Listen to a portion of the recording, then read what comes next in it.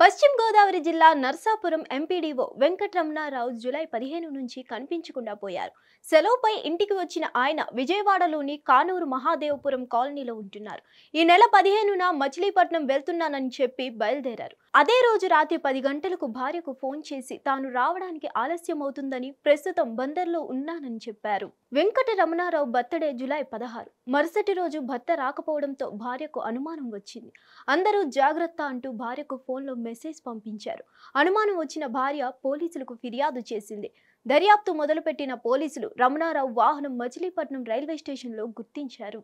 MPDO Ramanarao వ్యవహారంపై రాష్ట్ర వ్యాప్తంగా చర్చ జరుగుతున్న సమయంలో సమగ్ర విచారణ చేపట్టాలని డిప్యూటీ సీఎం పవన్ కళ్యాణ్ అధికారులను ఆదేశించారు. అంతేకాదు ఫెర్రీ బకాయిల వివరాలు లిస్టును రెడీ చేయాలని కోరారు. అంతేకాదు ఎంపీడీఓ అదృశ్యానికి కారణమైన వారిపై చట్ట ప్రకారం చర్యలు చేపట్టాలని ఆదేశించారు. ఈ క్రమంలో అదృశ్యమైన నర్సాపురం ఎంపీడీఓ మృతదేహాన్ని విజయవాడ శివార్లలోని ఏలూరు కాల్వలో పోలీసులు గుర్తించారు. అదృశ్యమైన వారం రోజుల తర్వాత ఆయన మృతదేహాన్ని ఏలూరు కాల్వలో సహాయక బృందాలు వెలికితీశాయి.